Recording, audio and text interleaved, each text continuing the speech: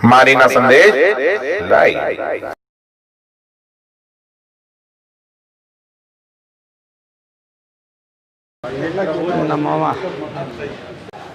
Chairman साहब, किस तरह की मीटिंग है और क्या मामला है पूरा? आज हम लोग यहाँ इकट्ठा हुए थे और इस अभी छोटी सी बैठक में जितने व्यापार मंडल हैं यहाँ, उस व्यापार मंडल के पदाधिकारी थे और जो बुनकरों के जितने संगठन हैं उसके लोग भी थे। तो यहाँ सरकार ने 2006 का जो जियो था बुनकरों को फ्लैट रेट के पासबुक का किसानों की तरफ सस्ती बिजली देने का, तो उसको सरकार ने दिसंबर में ख़त्म कर दिया है। मगर दिसंबर के बाद वो एनआरसी और लॉकडाउन और कोरोना को लेकर किसी प्रकार से कोई आंदोलन नहीं हो पाया था। तो आज हम लोगों ने इसमें मशवरा किया है कि क्या होना चाहिए। तो आज की बैठक में ये तय हुआ है कि 1 सितंबर को एक बड़ी बैठक की जाएगी जिसमें कुछ और जिम्मेदार साथी जो कुछ दूसरे दलों के लोग शामिल नहीं हो पाए थे, उन सब लोगों को भी उसमें शामिल करके 1 तारीख को एक बैठक की जानी है और उसमें ज़िले भर के बुनकर नुमाइंदों को और जो व्यापारी प्रतिनिधि हैं उनको भी बुलाया जाएगा। आज चूँकि सिर्फ मऊ शहर के लोग थे तो उसमें हमारे जो करीब पास में जो और जैसे इधर बहादुरगंज हो गया, इधर मुबारकपुर, खैराबाद, मोहम्मदाबाद, घोसी, अदरी, कोपा, इन सारी जगहों के बुनकर नुमाइंदों को बुलाया जाएगा और उसमें निर्णय लिया जाएगा कि किस तरह से आंदोलन करना है। आज कई एक सुझाव आए। एक तो ये आया कि हम लोग अपना पूरा कनेक्शन को ही पीडी करा दें। एक ये भी सुझाव आया कि हड़ताल कर दी जाए, पूरे मऊ को बंद कर दिया जाए। कुछ लोगों ने ये भी सुझाव दिया कि जितने पावर लूम हैं उनको हड़ताल कर देनी चाहिए 1 तारीख से 15 तारीख तक। तो इन सारे सुझावों पर विस्तार से चर्चा कर रही है।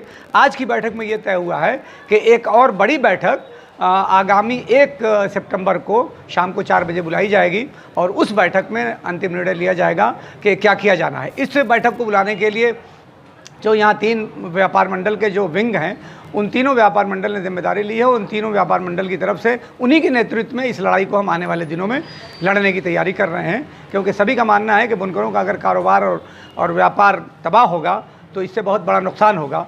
सरकार से हम ये भी अनुरोध करना चाहते हैं, ये बात भी आई कि सरकार को जीएसटी के रूप में हम लोग लगभग 1000 करोड़ रुपया सालाना टैक्स की शक्ल में देते हैं और 200 करोड़ रुपए सब्सिडी देने के लिए सरकार अपना कदम पीछे हटा रही है।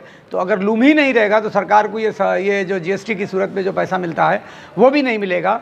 ये बात आई है कि सरकार को जो अधिकारी बैठे हुए हैं विभागों में गलत दिशा दे रहे हैं और इससे पूरा ये कारोबार और पूरा उद्योग ये तबाही के कगार पर चला जाएगा। तो अगर इस बुनाई के उस उद्योग को सरकार को बचाना है तो फ्लैट रेट की व्यवस्था को लागू रखना चाहिए।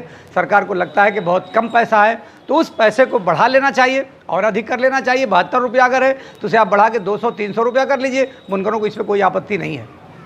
अभी आपने बताया है कि जैसा कि आप लोग पीडी करा सकते हैं कनेक्शन को या फिर लूम बंद कर सकते हैं, तो इस तरह का काम करने से इससे नुकसान किसका है? सरकार का नुकसान है या बुनकर का नुकसान है? नहीं, अगर बिल जब हम लोगों को पूरी बिल देनी पड़ेगी तो हमारा लूम चल ही नहीं पड़ पाएगा।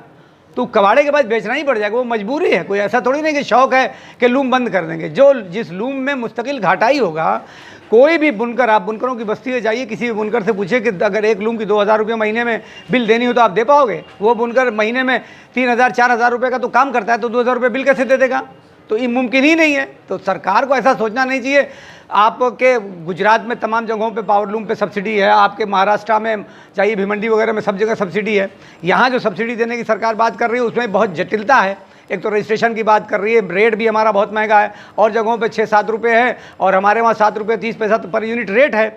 मगर उसमें सारे टैक्सेस वगैरह जब मिला देते हैं 14 रुपये के आसपास रेट हो जाता है। तो पूरे हिंदुस्तान में सबसे महंगी बिजली आपके उत्तर प्रदेश में है।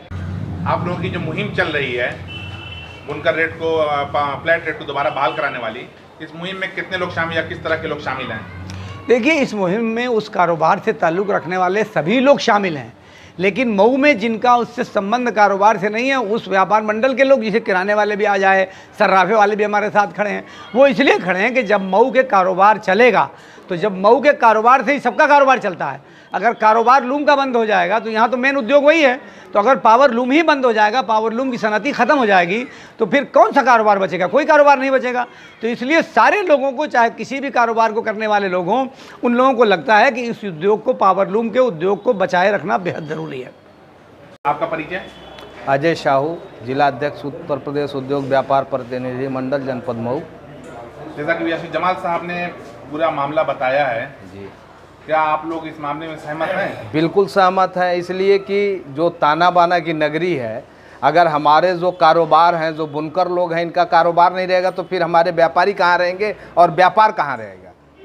इस नाते उनसे हमारा बिल्कुल सगा संबंध का नाता है। अगर वो जिंदा नहीं रहेंगे तो फिर हमारी कोई बराबरी नहीं रहेगी। इसलिए हम लोग उनके संघर्षों में साथ दे रहे हैं, उनकी लड़ाई को लड़ेंगे और उनके संघर्षों के लिए जो कुछ भी करना होगा, सड़क पे उतरना होगा, दुकानें बाजारें बंद करनी होगी, हम करेंगे। आपका परिचय? डॉक्टर राम गोपाल गुप्ता, अखिल भारतीय उद्योग व्यापार मंडल जनपद मऊ का जिलाध्यक्ष मैं हूँ। जैसा कि अभी सभी लोगों ने बताया है कि बुनकरों की इस लड़ाई में, इस मुश्किल घड़ी में सभी लोग साथ हैं, तो आप इसमें क्या कहना चाहेंगे? तो सच बात है, बुनकरों की इस लड़ाई में अगर हम सम्मिलित नहीं होंगे तो हमारा स्वयं जो है ख़त्म हो जाएगा सारा कुछ व्यापार। तो सारा व्यापार जो है बुनकरों से ही चल रहा है, चूँकि हमारी इकाई जो है मऊ जनपद में बुनकर ही हैं।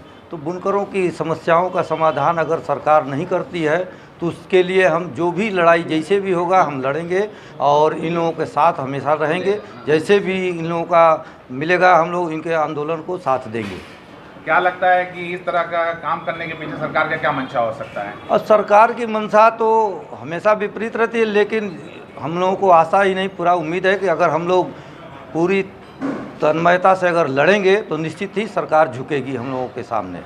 अभी देखा जा सकता है कि लगातार कई एक कानून पास हुआ है, कई एक लड़ाइयाँ लड़ी गई हैं, लोग सड़कों पर उतरे, बड़ा उपद्रव हुआ, लेकिन सरकार ने किसी भी किए हुए फैसले को वापस नहीं लिया। आपको क्या लगता है कि ये सिर्फ एक पार्टिकुलर एक बुनकर का मामला है, इसके लिए सरकार अपना फैसला वापस लेगी?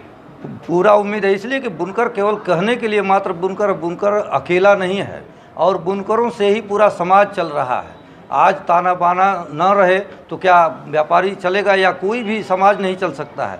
तो अगर हम यूनिट के अगर इकाई को अगर हम नहीं देखेंगे बुनकरों को तो इसका खमियाजा तो सरकार को भुगतना ही पड़ेगा, चाहे वो जैसे भी भुगते, आंदोलन के माध्यम से हो या पहले तो हम लोकतांत्रिक तरीके से विरोध करेंगे। अगर नहीं मानती है सरकार तो उसके लिए हम जो कुछ भी निर्णय होगा कठोर निर्णय लेंगे और निश्चित ही प्रयास करेंगे कि हम लोगों की बातों को सरकार माने और हम लोगों के सामने झुके। खबरें पसंद आई हो तो लाइक करें, शेयर करें, कमेंट करें और इसी तरह खबरों का ताज़ा अपडेट पाने के लिए हमारे चैनल मारीना संदेश लाइव को सब्सक्राइब करके घंटी वाला बटन दबाना ना भूलें।